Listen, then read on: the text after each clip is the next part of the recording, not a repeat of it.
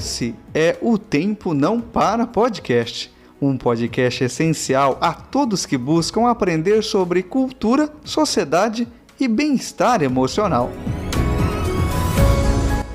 Olá, Maurício por aqui, e que satisfação enorme é ter você mais uma vez aqui no Tempo Não Para Podcast.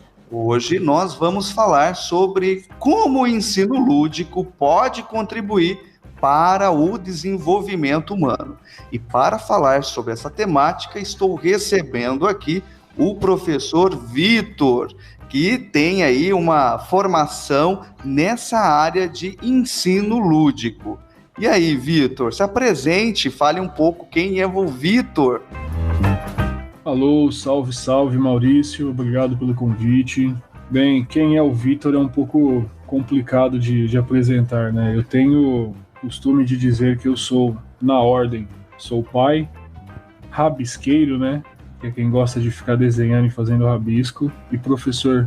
Então, professor agora de história, ou de geografia, ou de projeto de vida, ou professor de desenho, depende do momento. Mas na ordem eu sou pai, em primeiro lugar, rabisqueiro e professor. Participo do coletivo Z, um coletivo de divulgação e difusão de cultura aqui em Ribeirão Preto. Eu já participei de um selo de publicação independente aqui de Ribeirão também, chamado RPHQ, que visa publicar e dar espaço para autores regionais. E participo de movimentos fanzineiros, né? Fanzineiros fica um pouquinho vagos. Movimentos de publicação de arte independente. Eu tive em 2015 a oportunidade de conhecer o Denis Fioravante e nós montamos um fanzine com temática política, sátira, né? Tudo com indiretas, nada diretamente. Então a pessoa precisa ter a interpretação. Esse fanzine é chamado Pastel de Pelo. Publicamos ele de 2015 a 2018, 3 anos seguidos, né? Algumas pessoas do movimento underground até consideram que foi o fanzine dentro de um período de tempo tão curto, né, de 3 anos, que teve uma grande quantidade de publicações. Nós fizemos em 3 anos 8 publicações. Então a gente criticava movimentos na Câmara, criticamos movimentos políticos, ao mesmo tempo tinha alfinetada em situações da sociedade. Eu sempre fiquei com o lado do alívio cômico, né? Então eu tentei colocar no quadrinho, na história em quadrinho ali, algumas situações cotidianas ou nem tão cotidianas, que fossem um pouco mais engraçadas, mas sempre tentando dar uma alfinetada, né? Eu sou professor de história, especializado em ensino lúdico. Eu fiz especialização em ensino lúdico para aprender a dar aula. Então, eu acho que essa é uma mini biografia e descreve quem é o Vitor. Olha só que bacana. E olha, gente, ele falou aí que ele rabisca, mas ele tá sendo aí um fanfarrão. O cara desenha demais, é incrível os traços dos desenhos dele, né? Maravilhoso, desenha extremamente bem, sou super fã do trabalho dele. Nunca vi, eu que não sei muito bem, não tenho uma habilidade motora com desenho como ele tem, a gente fica maravilhado com os trabalhos do Vitor. E você pode entrar em contato com o trabalho dele através do próprio Instagram, que você também consegue localizar essas imagens. Ô Vitor, o seu Instagram qual é mesmo? Meu Instagram é @Vitor_Pandal. Eu vou deixar aqui na descrição desse episódio. Ô Vitor, aí você disse que foi fazer a especialização em ensino lúdico para aprender a dar aula. Mas aí, essa coisa de aprender a dar aula tem a ver muito com o tempo que você está presente dentro dessa sala de aula. Você vai aprendendo conforme o teu tempo de experiência. E esse ensino lúdico que está aí hoje fazendo parte da sua vida enquanto professor na sala de aula, o que seria isso? O que é o lúdico? O que é o ensino lúdico?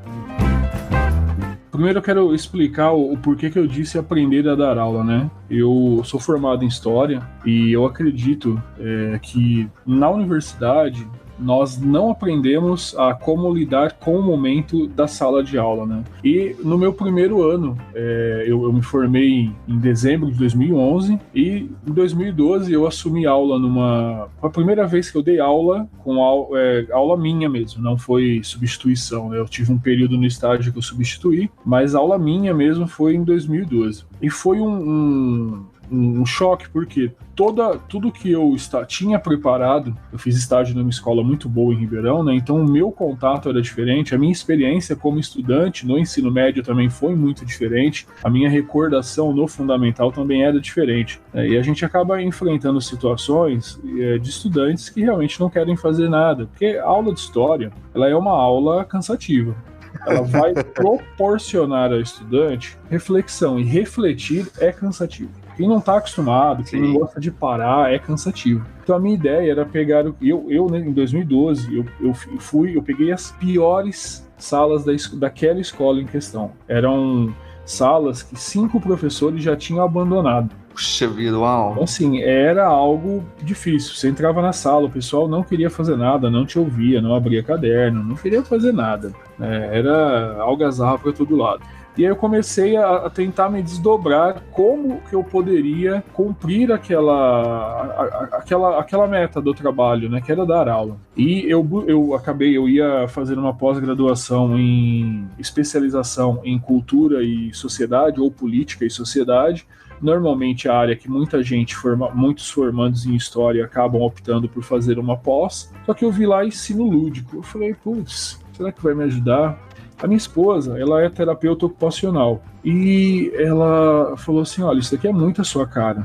Eu gosto muito de RPG e eu gosto muito de desenhar. Então eu pensei, putz, de repente pode ser bacana, né? E comecei a fazer essa pós, tá? Para aprender a dar aula. Então isso foi para contextualizar, né? E não, olha, tá certo. Dentro da sua... de história tem essas coisas.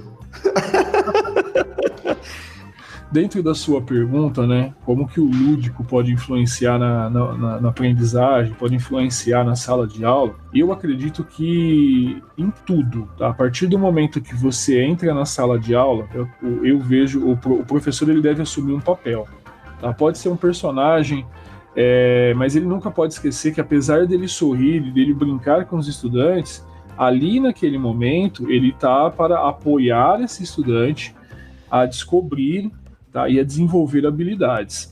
Então, a gente vai apoiar os estudantes para que eles tentem se desenvolverem. Não cabe ao professor ensinar, nós não somos ensinadores, né? Nós somos, de certa forma, nós mostramos o caminho e nós vamos acompanhar o estudante nesse caminho, tá? Eu tento utilizar a palavra estudante porque eu depois de refletir por alguns anos, algum tempo, né, conversar com alguns amigos, eu não gosto da palavra aluno, né, que a palavra aluno traz a ideia daquele que não tem luz, e entra em choque com o pensamento que eu tenho, que é muito baseado nos estudos defendidos por Paulo Freire. Eu amo Paulo Freire, é muito bom.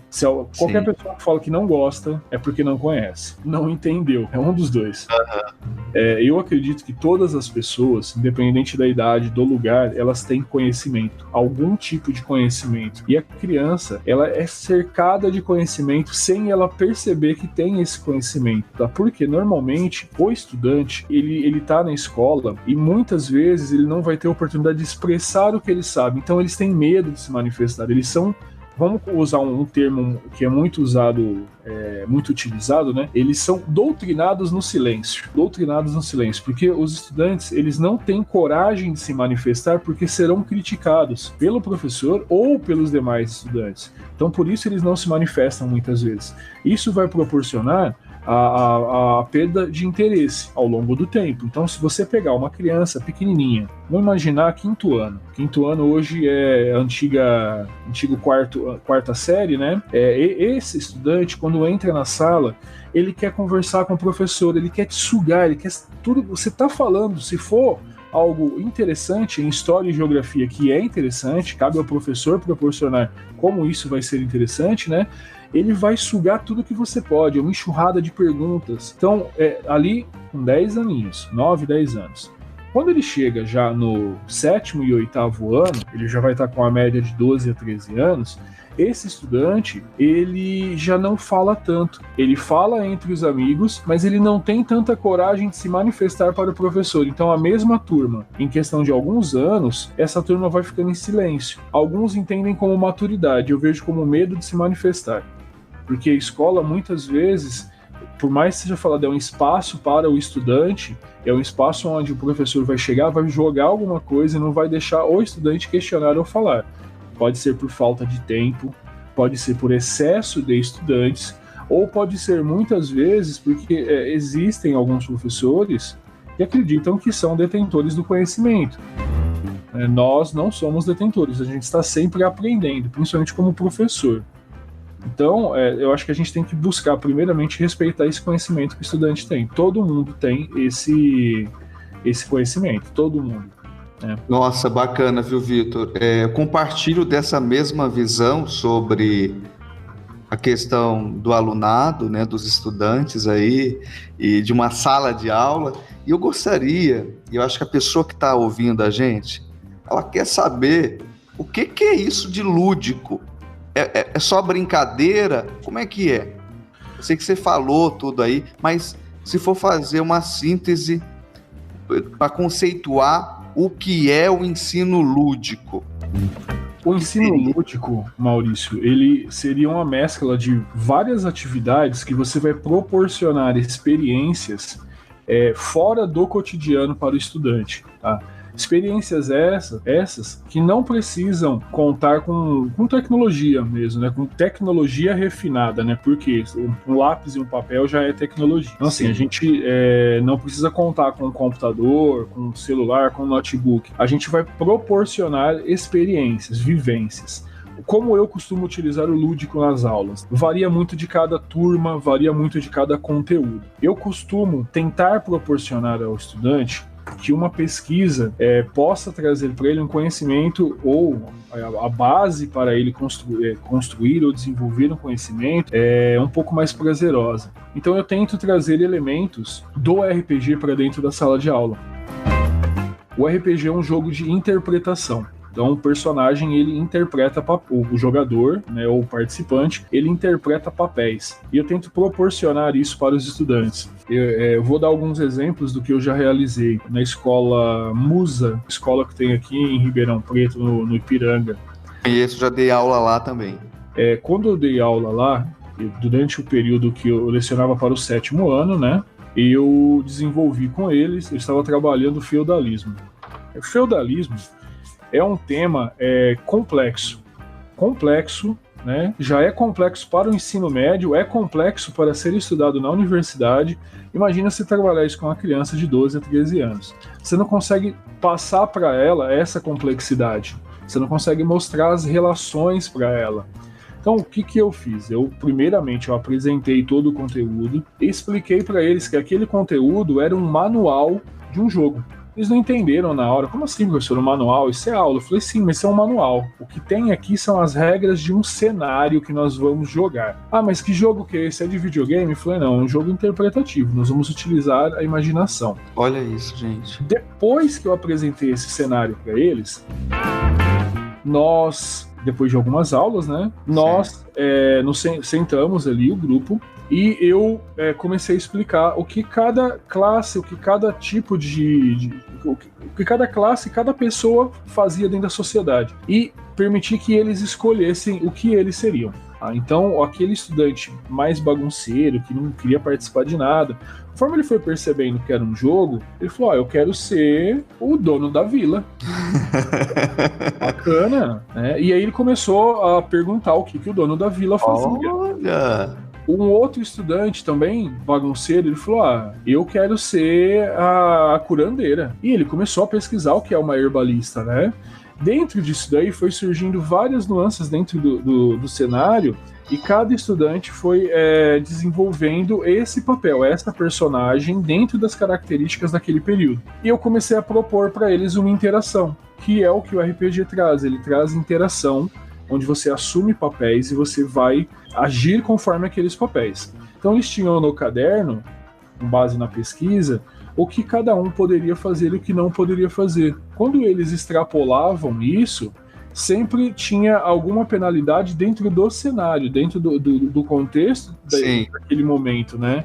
Então, eles gostaram muito. Depois que nós passamos por isso, avançamos, a gente entrou em outro tema, né? Um outro tema mais complexo ainda, que é a formação dos estados nacionais. E eles continuaram pedindo, vamos fazer aquele jogo, professor, foi legal. E eles traziam elementos que eles aprenderam para poder ser aqueles personagens, né? Então, assim, foi algo muito enriquecedor para eles. Nossa, Vitor, olha, muito bacana.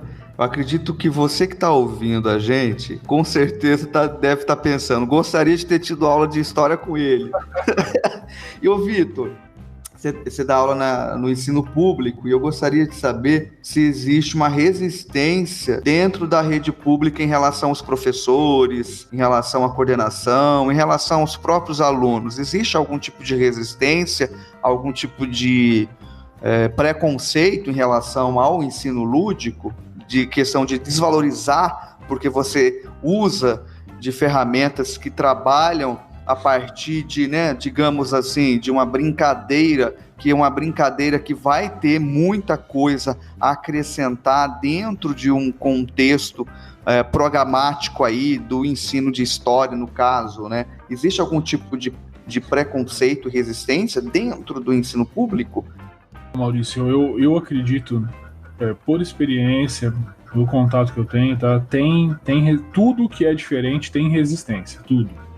E eu já passei por alguns momentos, né? Porque esse exemplo que eu dei é uma das formas que nós podemos utilizar o lúdico, tá? Que deu muito certo, né?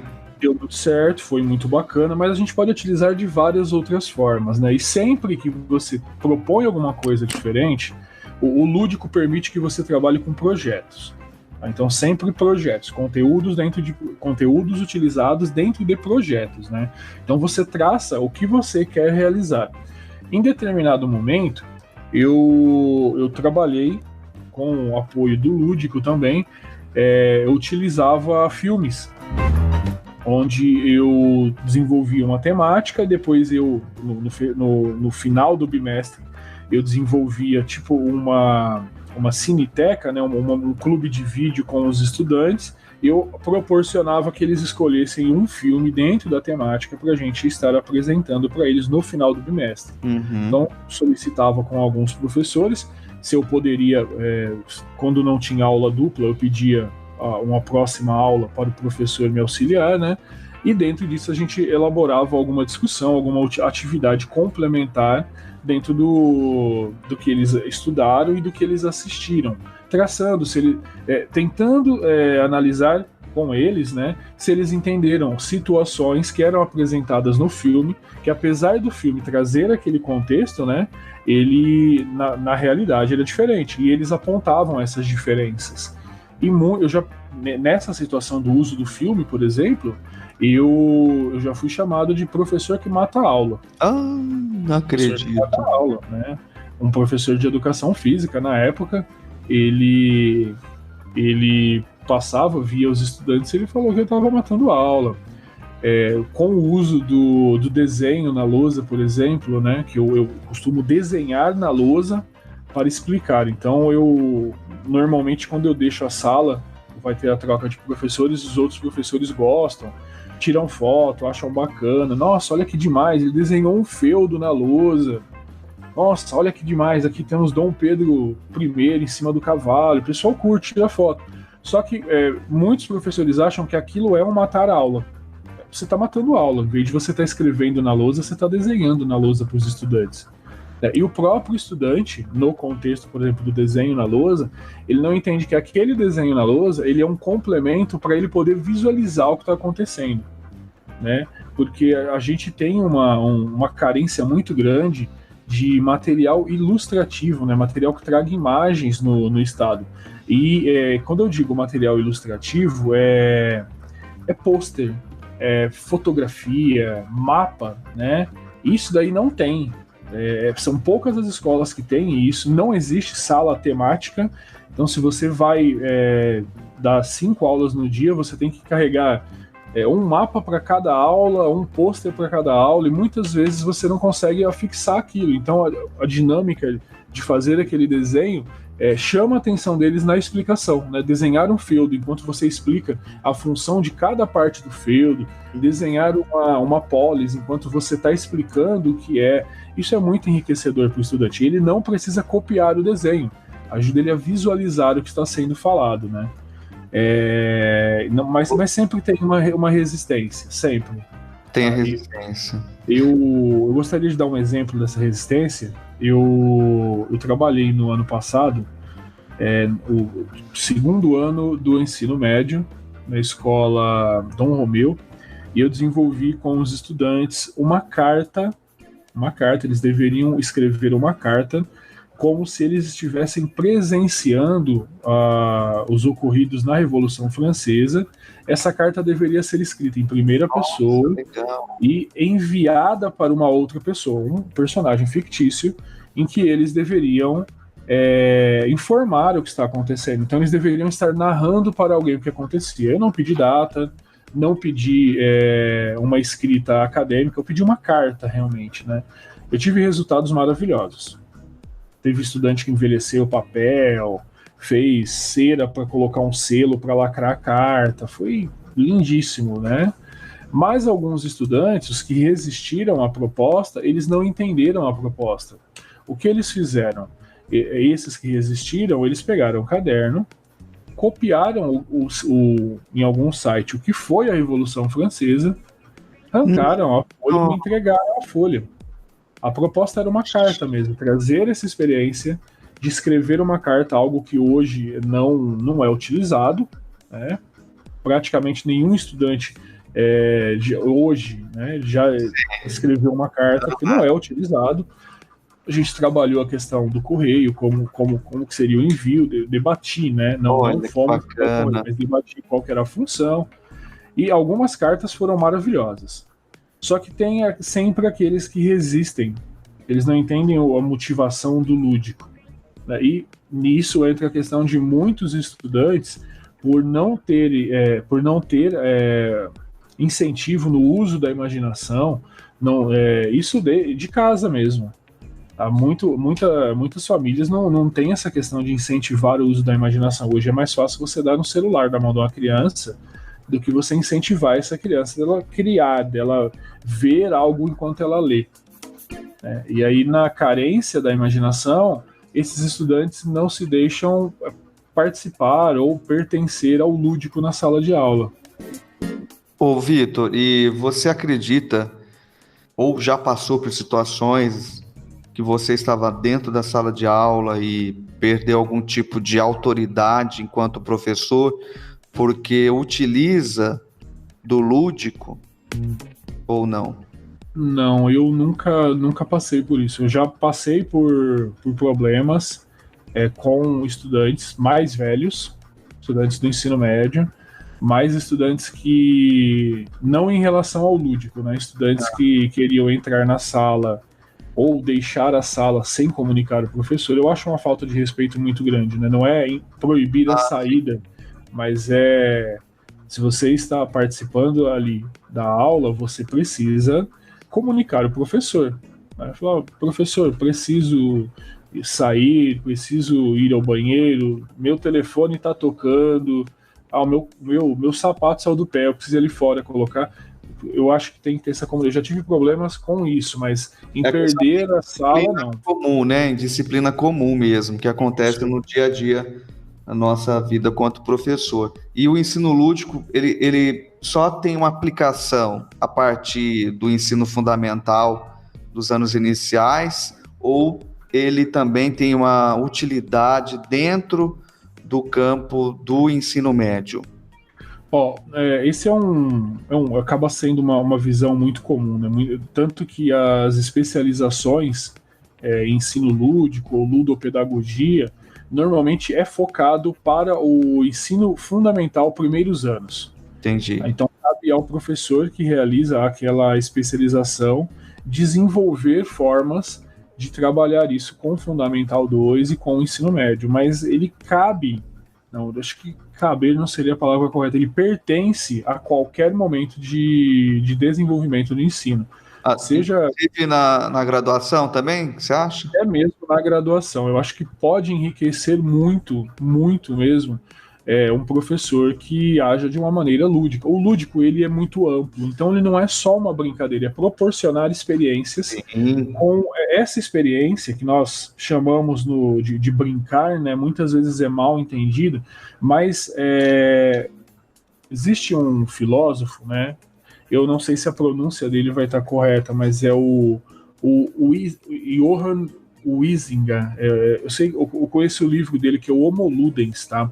O Homo Ludens, ele traz a ideia de que nós, seres humanos, antes de sermos Homo sapiens, né, homens pensantes, seres pensantes, nós somos Homo Ludens, nós somos homens da brincadeira, homens que aprendem enquanto brincam. Então, brincar faz parte. E essa brincadeira é qualquer interação. Tudo que nós fazemos, até mesmo na vida adulta, é uma brincadeira. Então, quando nós temos um grupo de adultos reunidos, usar um contexto mais simples, esses adultos estão reunidos jogando bilhar. Eles estão brincando e aprendendo dentro desse jogo de bilhar regras. Eles aprendem ali, até mesmo matemática, eles estão aprendendo enquanto jogam bilhar. Tá?